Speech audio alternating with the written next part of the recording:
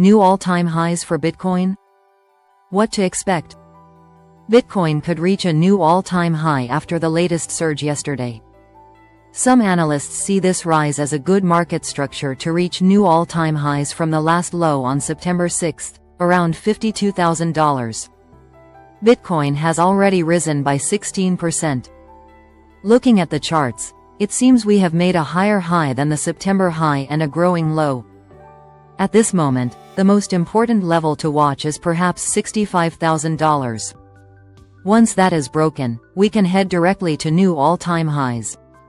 However, we must not forget that today there is also the Fed rate cut, but we will talk about that later. Yesterday, Bitcoin gained 5% after the opening of Wall Street, with the S&P 500 breaking all-time highs and heading towards $61,300 before retracing to $6,500. According to the in-out price map, we can see that $60,000 for Bitcoin is a key resistance level as well as a psychological level. Around this level, 64,000 Bitcoins were bought by about 1.5 million addresses, so a lot of activity. Seeing such a large number of addresses, they are probably retail investors. In your personal case, do you think it makes sense to buy Bitcoin at $60,000? Personally, I prefer to buy low and sell high, so buying at $60,000, more or less at the all-time high, in this market phase or any other market phase, might not be a very wise choice. However, inexperienced people or those who enter the market late might see it as an opportunity, either due to FOMO or because the market will go beyond $100,000. We are positioning ourselves early and much more. Probably, as we have already seen from this chart some time ago on the channel, $60,000 could be a good price in the current market phase or in any case of retracement, perhaps in May 2025 in a context where Bitcoin has already reached around $10,000, retraces by 50% around $6,700, and then starts again, perhaps towards $30,000 in a context where this chart works, and we will see a situation similar to 2021, so a major retracement and a new time. A positive and interesting piece of data to observe is, according to CryptoQuant, a futures sentiment indicator. Historically, this signal is correlated with large price increases, and we have an 89% historical correlation in the last Bitcoin cycles that have caused significant price spikes. So, looking at Bitcoin, it seems ready for a growth phase, and as we have already seen recently in the latest crypto analysis, it will probably be so because cryptocurrencies also have an interest rate of 100% in the next month, 3 months, and 6 months according to seasonality. Tendentially, this is the last phase of the 4-year cycle, the parabolic phase.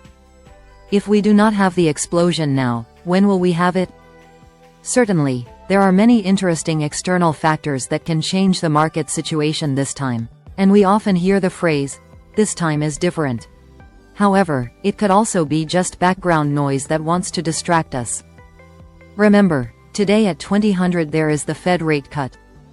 It is expected that the Fed will cut the Fed funds rate, currently at its highest level in 23 years, and it would also be the first rate cut since March 2020.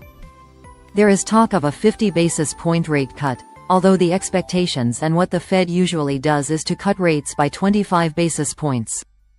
Indeed, the expectations for today are those. If we were to see a 50 basis point cut, there could be very high volatility, whether up or down, we will see soon. Certainly, many people are focusing on the rate cut due to Bitcoin's instability, why it is not rising, why it is not falling, it is quite flat. But if there were another problem, it is about China. I leave this video for you because it is very important. It came out yesterday, where I talk about China and how it is disrupting the global economy, which could lead to a crisis worse than the one seen in 2008. Watch it after this, it is important. In the last day in the crypto market, a couple of interesting things happened. USDT, for example, reached 1 billion in circulating supply on the Ton blockchain, mainly due to Telegram's tap games, and we will probably see much more volatility even before the Fed's rate cut decision, as we saw yesterday and as we might see today, to see perhaps a general optimism, or anyway the market will react accordingly following the cut and could react with optimism or caution based on the result. Powell said the rate cut will be in September, but we know that he has said many things that have not happened.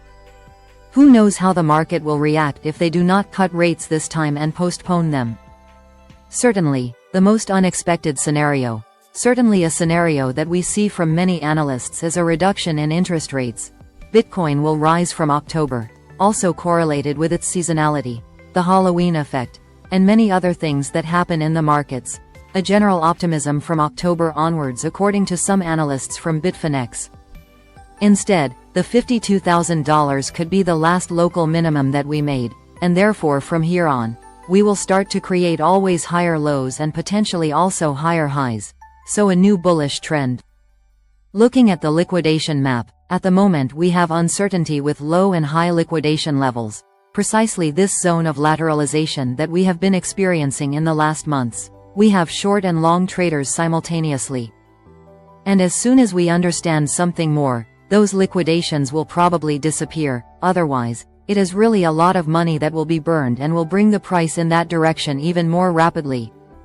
So, as soon as we have a little more confirmation, perhaps even after this rate cut, we will see the traders close these positions before reaching the stop loss or liquidation. The Trump family has launched a DeFi crypto platform and will have a governance token, WLFI, during an event on X, a live event on September 16. Trump did not talk about this project of his, but after 2 hours of live, one of the project leaders, Zach Folkman, revealed that there will be a governance token. He also added that there were no pre-sales or early purchases with discounted allocation for venture capitalists, but 20% of the tokens are assigned to the team and advisors of the platform, while the remaining 17% or so is destined for user rewards.